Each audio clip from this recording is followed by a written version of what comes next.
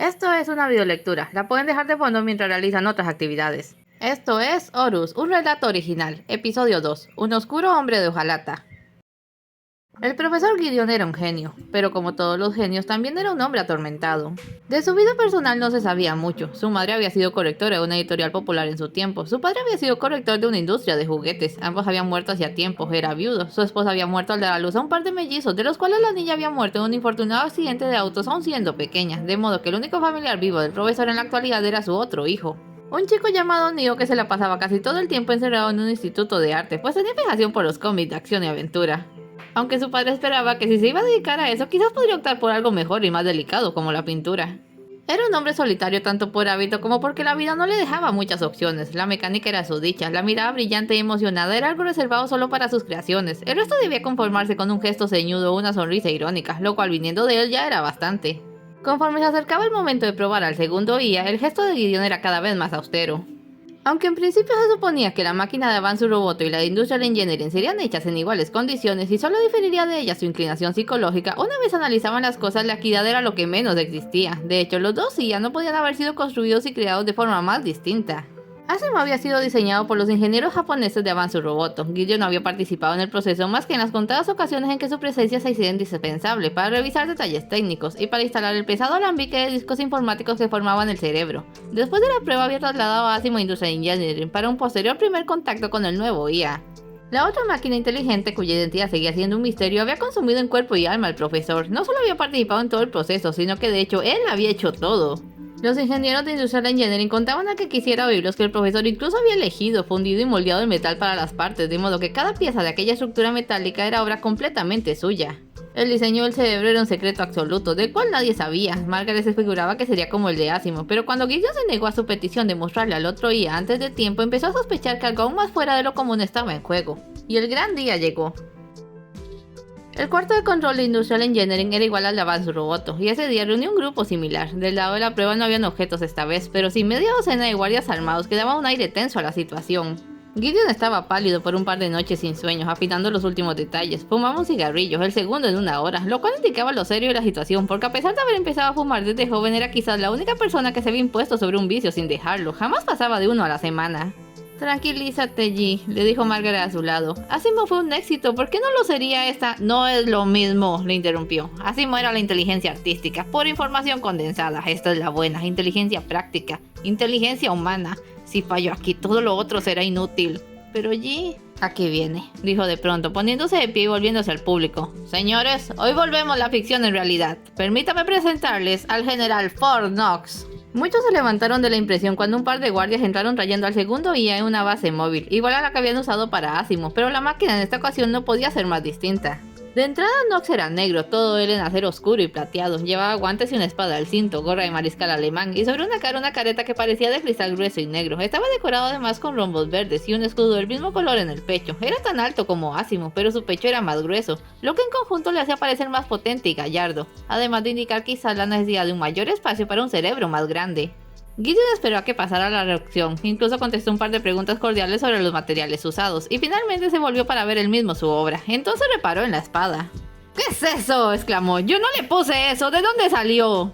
El equipo de diseño se la puso, dijo alguien a su lado. Pensaron que hacía juego y... ¡Están dementes!, explotó Gideon indignado. Esa máquina tiene la capacidad bélica de un equipo SWAT y ustedes le dan un arma. ¡Quítensela! La orden se transmitió rápidamente y uno de los guardias se acercó con cautela, como si temiera una reacción de parte de Knox, y le quitó la espada. Luego volvió con ella a su lugar. Después otro hizo las conexiones de monitoreo. Gideon tomó asiento frente al micrófono, tenso, sacando otro cigarrillo.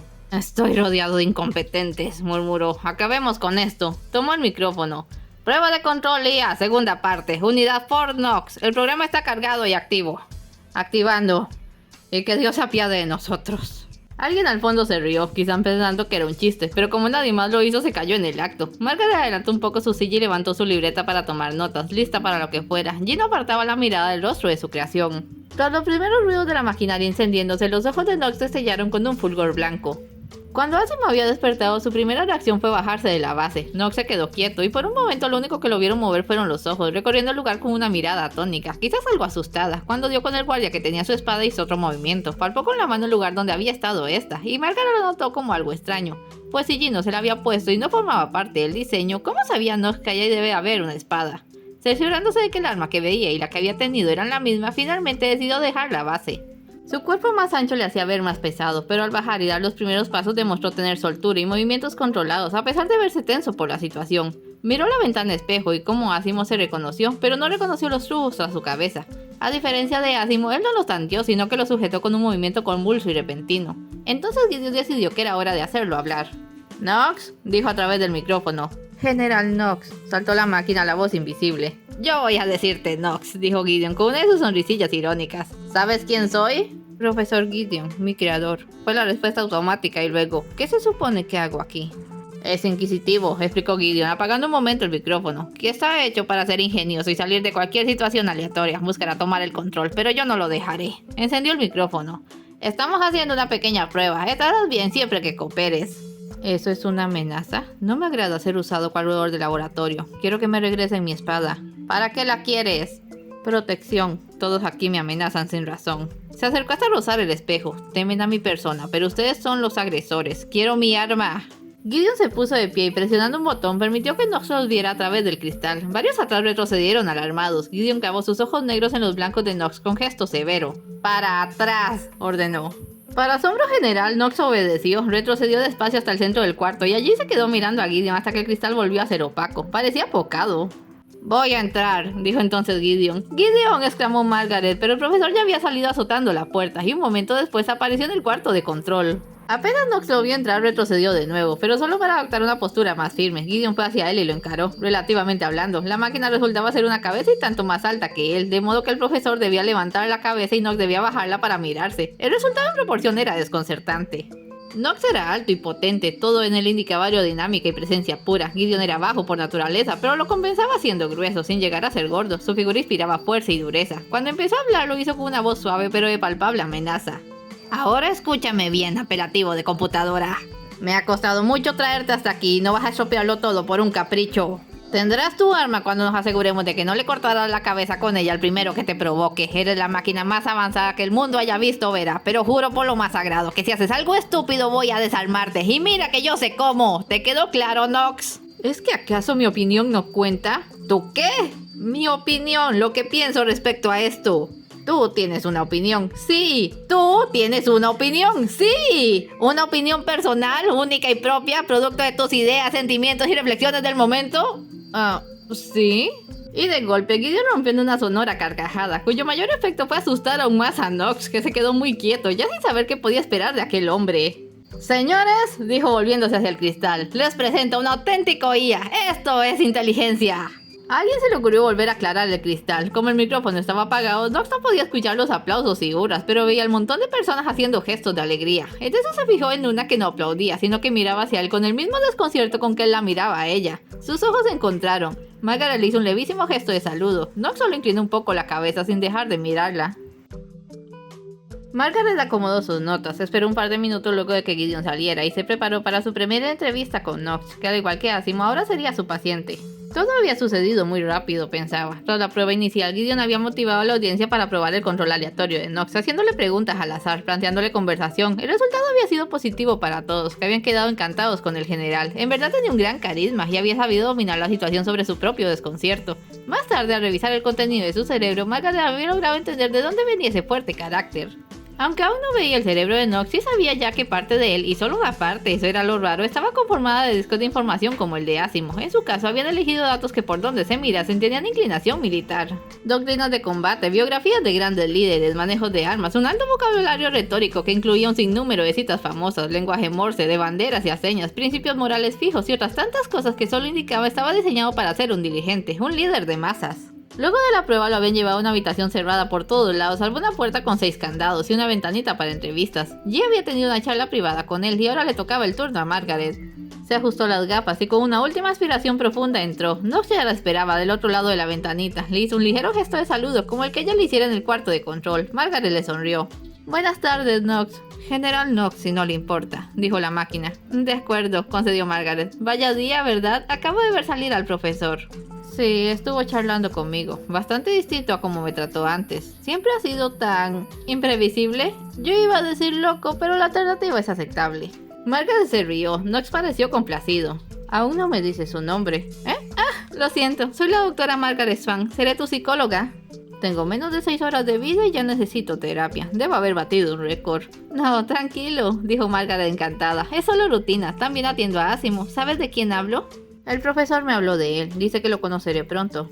Ambos son seres únicos. Han despertado un mundo que ninguna otra máquina conoce y nos interesa mucho saber de qué manera reaccionan ante todas las cosas nuevas que les esperan.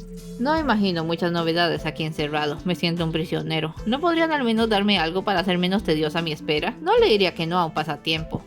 Sus ojos, que habían estado recorriendo inquisitivo el rostro de Margaret, bajaron y se fijaron en su bolso. Un libro no estaría mal.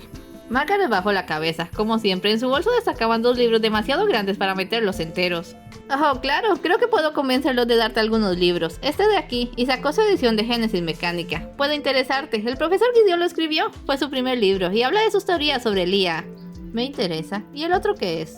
¿El otro? Margaret se rió apenada. No creo que eso te interese, es un libro de cuentos. No se hace nada, aún no estoy en el nivel de prejuzgar. ¿Puedo verlo? Pues, claro, sacó el colorido y desgastado libro. Es El Mago de Oz, mi favorito. Trata de una niña que vive en Kansas y un día su casa es levantada por un tornado. Es un argumento algo violento. Espera, no le pasa nada. Abrió el libro para mostrarle las ilustraciones. La casa cae en un mundo mágico, ¿ves? ¿Qué es eso bajo la casa? Ah, una bruja. La casa le cae encima. Oh, pobre bruja. ¿Qué sigue? Pues ahora la niña debe seguir el camino amarillo hasta la ciudad de Plata para pedirle al mago de Oz que le ayude a volver a su mundo. En el camino encuentra amigos que también quieren pedirle cosas al mago, cosas que creen necesitar, pero al final siempre han tenido. Paso una página. Mira este. Una máquina. Es el hombre de hojalata. Siempre fue mi favorito. Él piensa que necesita un corazón, pero lo tiene, un gran corazón. ¿Sabes, Knox? Dijo entonces mirándolo, y al general no pareció importarle que olvidara su rango. Yo creo que tú eres como el hombre de hojalata y que tienes un gran corazón que solo espera ser oído por el mundo.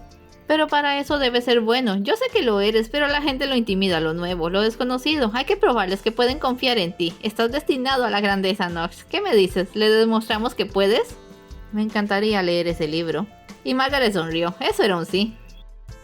En los siguientes días, las investigaciones se concentraron en series de pruebas para ambas máquinas por separado. Por ser el primero y el de los resultados más impresionantes, las esperanzas estaban puestas en él. Se planeaba su pronta presentación al mundo como cara estrella para promover el IA a otras máquinas, un salto revolucionario para la humanidad. Knox era probado mentalmente, tenía más presencia que Asimov, pero como lo suyo era la acción práctica y categórica, no llamaba tanto la atención y terminó relegado a segundo plano.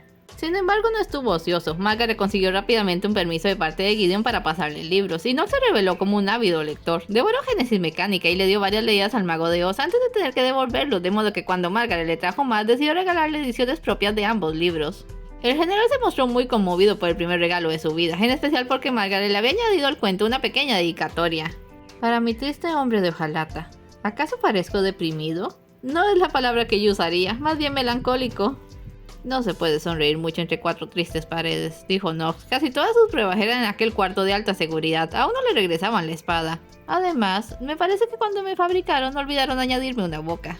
Margaret se rió. A Knox le gustaba hacerla reír con frases ocurrentes y repentinas. A ella le gustaba mucho reírse de manera tan fácil y espontánea. Se habían hecho amigos. La doctora a veces olvidaba incluso que hablaba frente a 900 kilos de acero y cableado. Era mucho más ameno que Asimov y mucho más atractivo. Sin duda sería interesante comprobar esa impresión. Se acercaba el momento de presentarlos. Es todo por hoy. No se vayan sin dejar un like y un comentario. Y nos vemos en el siguiente episodio.